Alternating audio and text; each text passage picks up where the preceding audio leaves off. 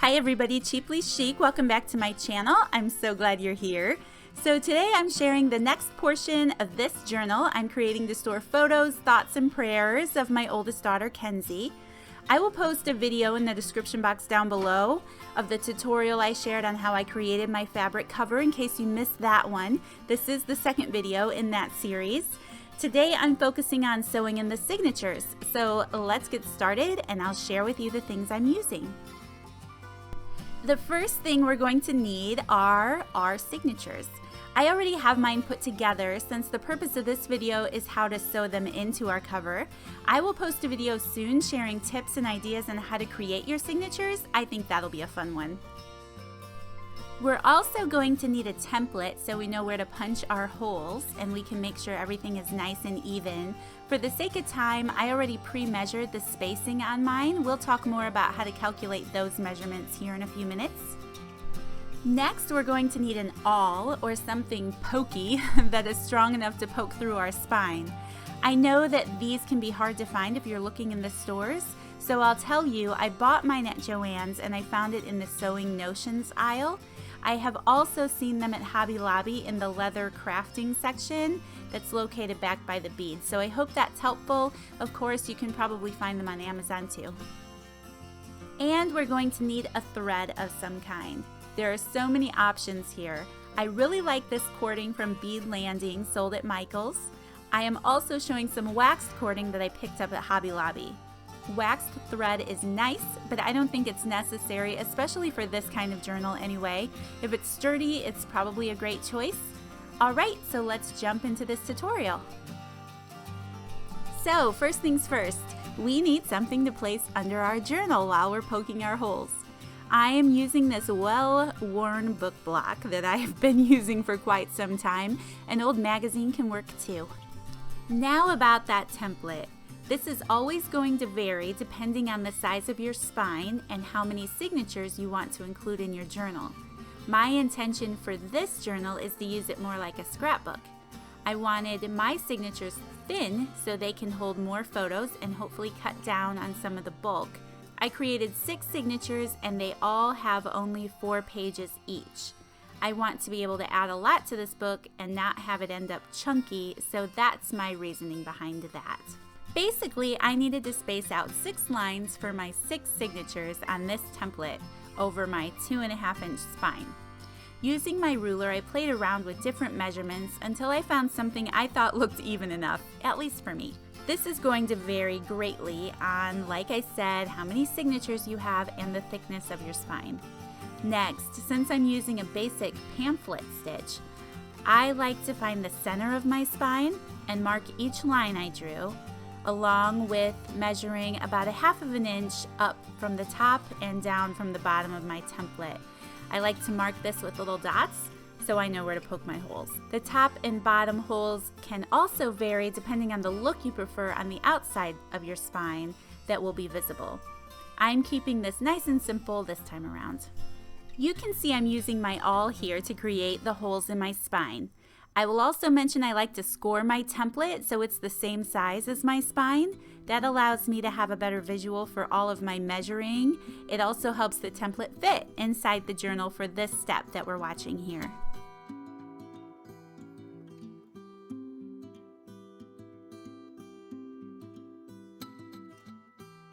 I always like to find shortcuts, and this has been one that I do often. Instead of creating a separate template to punch my signatures, I am just going to reuse my spine template by scoring over one of the lines I created.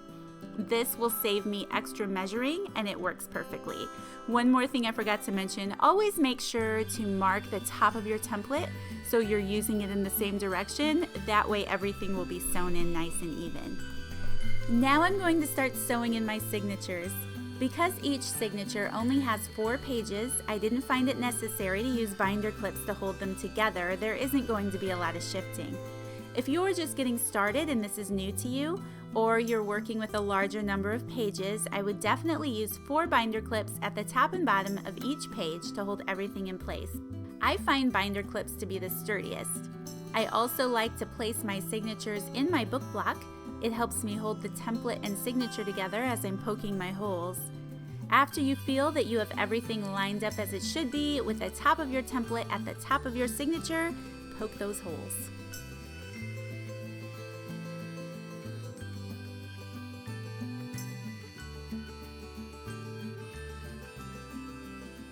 Notice here I'm adding an envelope to the center of my signature. This is a fun option if you want to keep extra photos or keepsakes in your journal. I will share this in greater detail in a video concerning signature ideas, but basically you create a handmade envelope and stitch it into the center of your signature at the bottom seam of the envelope. Then, after you stitch in your signature to your journal, you can glue the envelope closed, or you can keep it open and write in it. It's another option.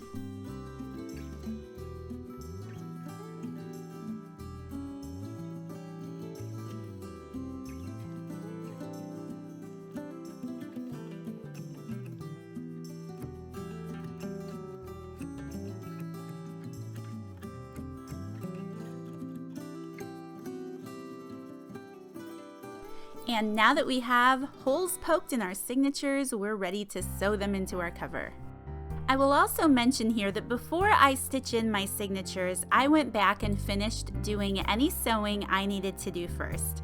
I wanted to add some laces, fabric tabs, and decorative stitches, and I hadn't done that yet. Another topic to add to a video for creating signatures, but I just wanted to mention if you're doing any sewing, you definitely want to do that before you add your signatures to your cover. Now I'm going to cut my cord that I'm going to use. I like to measure out 3 signature lengths of thread, just so I know that I have enough. This does produce a little waste, so maybe you would want to use a little less. I also didn't talk about my needle yet. I enjoy using an upholstery needle best. I have a variety of sizes, and my favorite tend to be a long needle with a medium-sized eye. Large-eyed needles tend to be harder to pull through the cover when you're sewing, and a small needle is just too darn small and hard to get your hand around, and to get the cording into the eye of the needle. If you get a pack of needles with a good variety of sizes, you'll probably find something you like. Just make sure it's not too big or small. Now on to sewing in those signatures. I typically like to start with the last signature of the book and work my way up to the first. So starting at the end of the journal cover, working my way toward the front cover. You could also flip this around and work front to back. It's just a matter of preference. Also, like I mentioned, I'm using a basic pamphlet stitch. This means that I'm going to start on the inside center hole of my signature and sew out through the center of my spine in my pre-punched hole. Next, I'm going to sew up through the top hole of my spine and back into my signature. After that, I'm going to sew back out through the bottom hole and out through my spine. The last step will be sewing back into the center hole of the spine.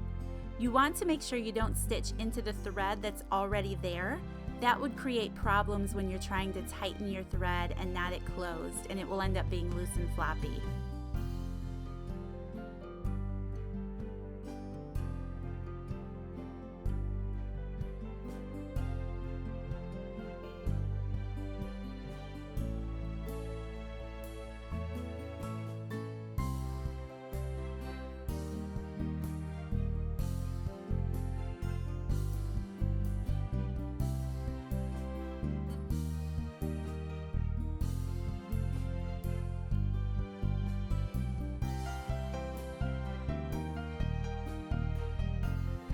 After I get everything stitched into place, I make sure to pull my cording nice and tight so the signature sits snug in the journal.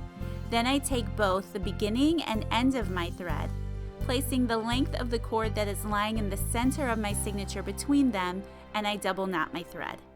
That will help hold everything in place and keep things nice and tight.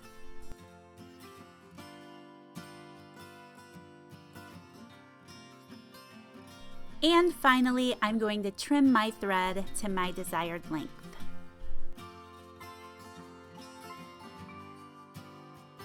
Now I'm going to add the final 5 signatures.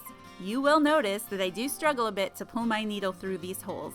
I edited out so much of that struggle, you guys have no idea. So I like to use some small pliers to help pull my needle through when this happens. I've stabbed myself too many times, and that just takes the joy right out of this.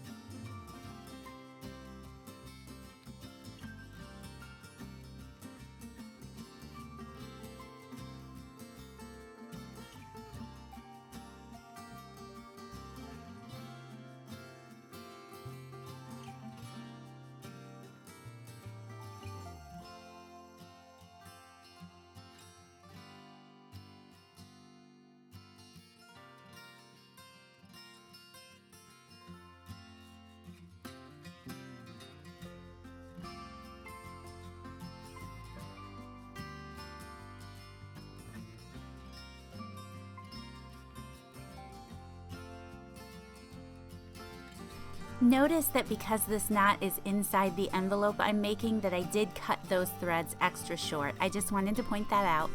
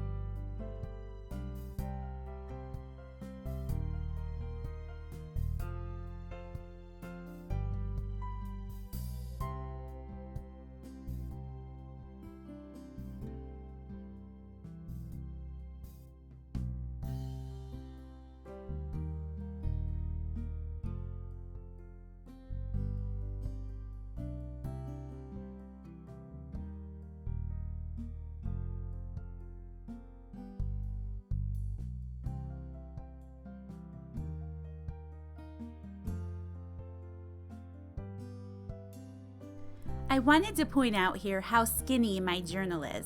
This gives me plenty of room to add photos and memorabilia as I'm creating, since this is a scrapbook style journal and I won't be doing a ton of writing. This is important to me. I just wanted to show you in case you were doing something similar.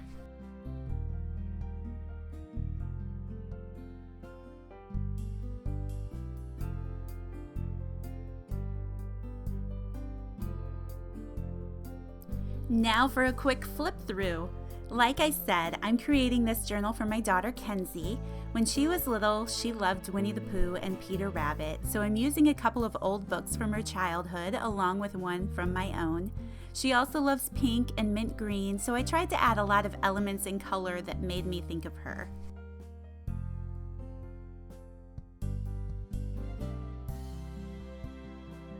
I have to mention this Winnie the Pooh music book is to die for. She actually has a copy of this book that she's had for years since I found it in her childhood, but she wouldn't let me go anywhere near it. Kenzie has a real thing about me taking apart books.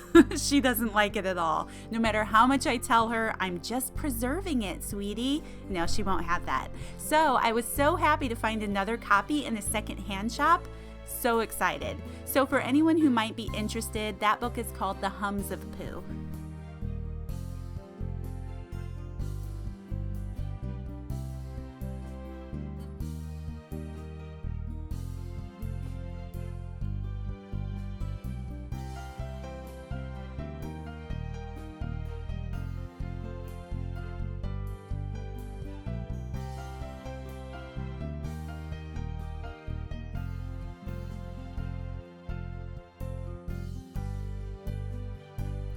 And that's it.